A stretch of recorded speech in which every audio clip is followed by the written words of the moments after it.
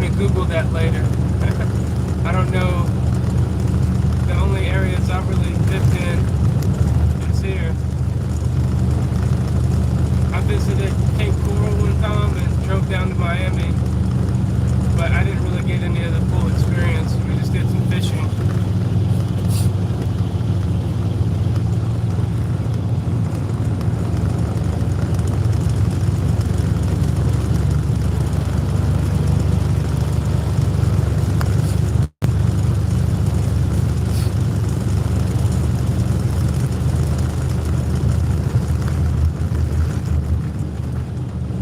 Oh, nice. That's awesome.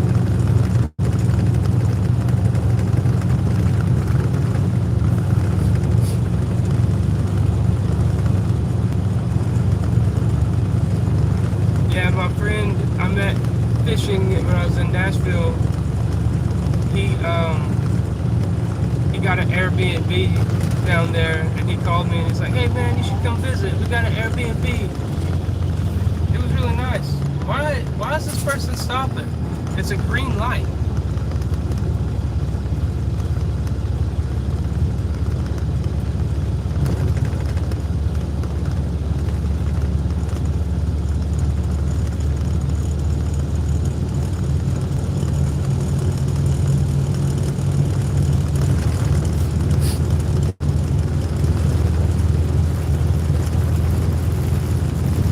Yeah, he had family down in Miami, so when I went to Cape Coral, we drove over there, and I met like his daughter and family that they live with.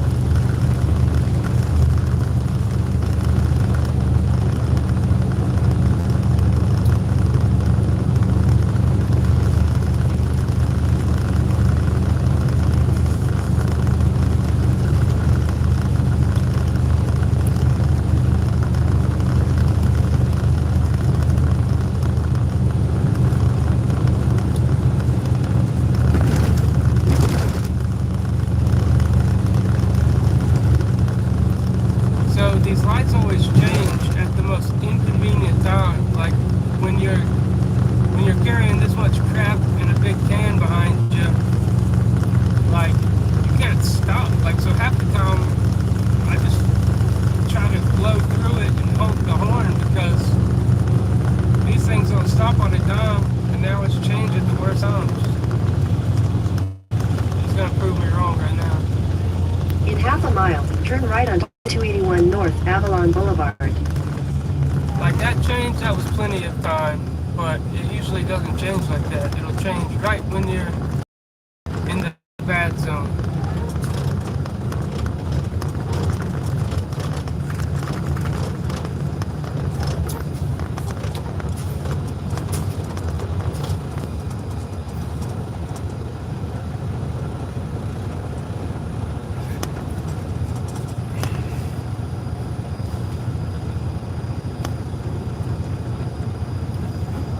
So I bought a USMC veteran hat because ever since I've been out of the Marines, I never wore anything. It's like a cop. The only way you know a cop's a cop usually is like because of the uniform, right? So I'm thinking, I'm like, if I'm a veteran, there's no way for people to know if you don't like show them somehow, right? So that's okay.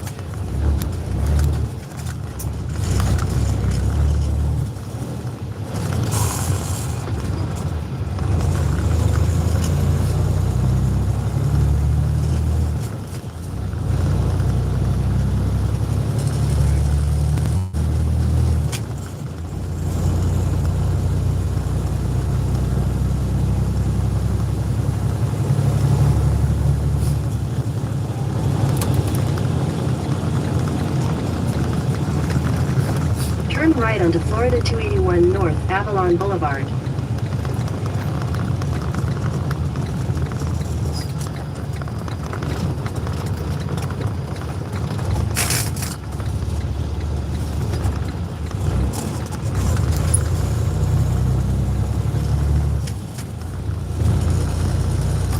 Down to what?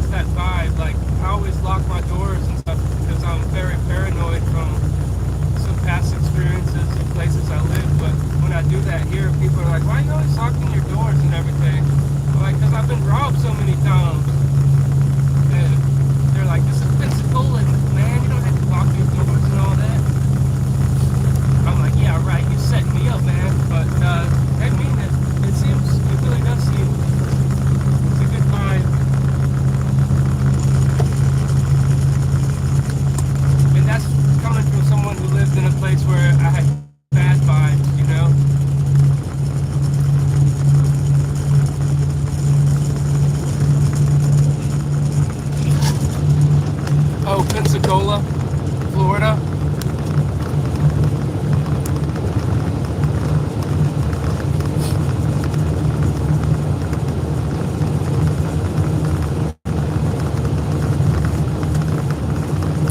I like the vibe a lot better too now that I drive a lot and I actually kind of see how everything's positioned between like Pensacola, Cantonment, Milton, Navarre, Gulf Breeze. You kind of start to see how everything's positioned. It's like, man, this place is pretty cool. All the little suburbs and everything.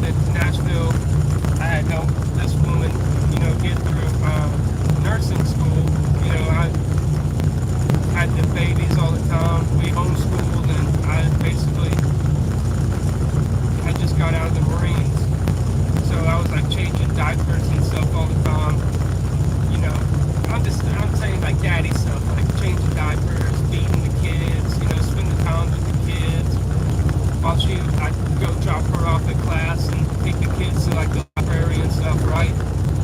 And not not trying to sound mean, there is all like the MGTOW movement these days, and like that idea of like men going their own way, and men getting smarter about how the legal system in America works, but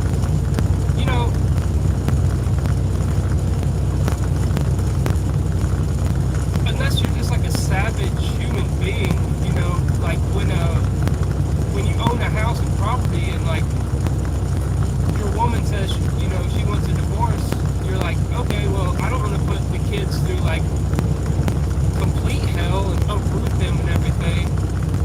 But now, after I've had like 5 or 6 years to think about it after the divorce, and I haven't got to see my kids, I had to get a lawyer and all that, and like just like with problems paying for like child support, you get a lawyer and they'll only handle that, and you got to get a lawyer to handle the custody stuff separately. So it's like you're paying thousands upon thousands upon thousands, and you don't have a house anymore. Like you don't have a house. You don't have, like I was saying in my last video, it's like people were stealing all of my things. And, I wasn't keeping myself perfectly good either. I mean, I was being bad, but I wasn't like robbing people and stealing. So, like someone said in the chat the other day, they were cheating me like a yo-yo, right? If you look up what yo-yo means in like the gangsta vernacular. But street language, ebonics, there we go. But like now that 6 years have passed, and I understand the only way to handle a country is to like be a savage. Like it doesn't make sense. It's like when they say like make it make sense, right? Kind of cliche. I don't like using cliches, but that's a good place for it. Make it make sense. Like the thing to do is get a lawyer and be a savage. Like uproot the kids. Like who cares? It's like who cares about wife and kids anymore? Like take the house. Get your money. It's a money grab. It's like when someone dies. That's what that divorce prenuptial agreement lawyer, like his name's like James Sexton or something, talks about like the 2 most important documents you can have in this life is a marriage certificate and a will for like your death. And I get it now. It's like when someone dies, it's the same thing. Like when my dad died, like my brothers and sisters, like my sister was cool, but like there's people in your family who are gonna be savage. Like if your family didn't get like a will done, it's like gonna turn people on each other. It's the same thing when you get a divorce. Like a man will walk away from his house and kids because he doesn't want to put them through stress, and then the moment the woman can flip it and like screw you over on custody or screw you over on any kind of like money grab that there is. Like I'm not saying there is your exceptions, but like I would say by and large, just like it doesn't sound fair, I know, but a man will like leave that just for the peace, because the man wants peace. It's like they say, like you want a wife who will help you have peace, right? But like it really does, man. Like coming from someone who was married for 10 years, like I would do it again. It's like it's one of those things. It's like they say, like some people never learn. I might be one of those people because I would do it again. Like if I found the right chick, I would be like, she has me under control, no, and I would do it. But the only way to handle it is to be a savage. Like it's like, oh, I'm gonna walk away from the kids and wife and my property and house and stuff for the peace. No, it's like, it reminds me of like some kind of prophetic unction from the Bible. Like there is no peace.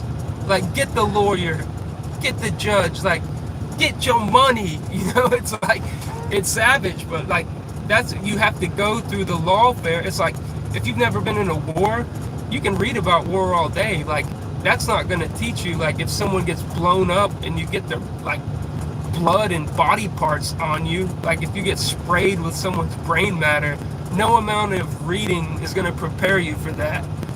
Like, you can read about lawfare, you can read about people going through divorce, but once you go through it, you got your own set of circumstances. This world is freaking nuts, man. It's crazy. Like, that's what I'm saying. Like, the marks of success people think is that stuff. So it's like, in that being said, I've been successful.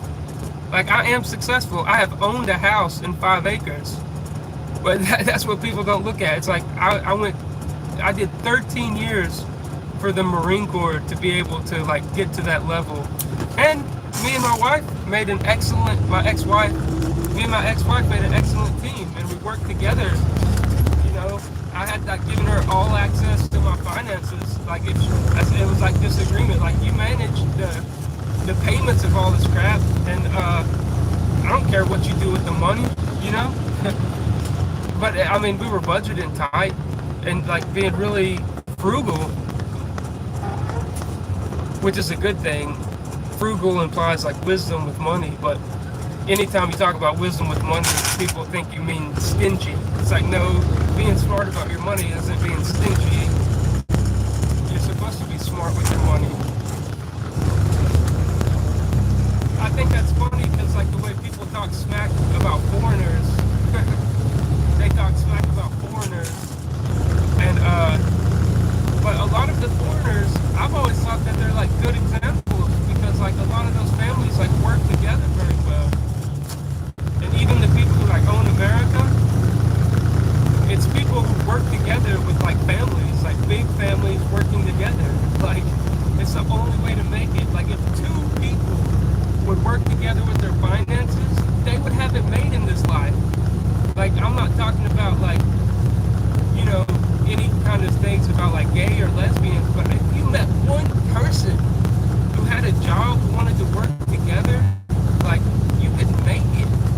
You could make it easy. Like, 2 people working together with finances, like, you could own a house, you could own a boat, you could get an RV, you could have it made. Like, you own property. It's like, you can't find 2 people in America who will work together. Like, everyone will be in poverty, disenfranchised, and lose everything in this country because, like, they just didn't want to commit. Now, I'm not saying you couldn't be in deep debt and do it individually, like own a big house, a car, you know, a boat, a truck, some property. But if you're doing that by yourself, you're gonna probably be paying for all that crap forever, unless you're like a mechanic. You're smart mechanically and fine. Like, you can fix all your own stuff. If your car breaks down, you fix it. When you need an oil change, you change it. When you need to rotate your tires, you rotate them. When the boat motor breaks, you already know how to disassemble the motor, put it back together. Like, you know how to put up a good fence around your property. You're not paying anybody for anything, doing it yourself. You'll probably get out of debt a lot faster than, like, say, someone who has to hire people to fix the boat motor, you know, people to fix this, people to fix that. But my point to all this was just being that, like, if the marks of success was being married and having kids and owning a house with property, like, I've done that. So it's like when they say, like, failure is like your teacher. I don't know exactly how it goes, but, like,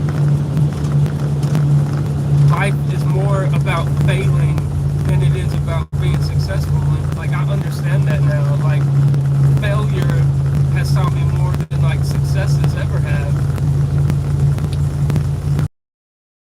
To a savage. It's like, reminds me of, like, watching Fresh and Fit and stuff, you know, like, that's about how savage you start to get once you really have had it happen to you. Like, you got, like, your beautiful girl, you know, you put your money into this car, you know, then someone steals your car and breaks it, and you don't got that car anymore, so your girlfriend leaves you, you know, like, that kind of stuff is what turns you into a savage. And lawfare, like with anything, Like, you say, I ain't signing that, and I got my attorney. You go wipe your ass with that piece of paper. I'm going to get my attorney, you know? It's like there's a, like, never talk to cops.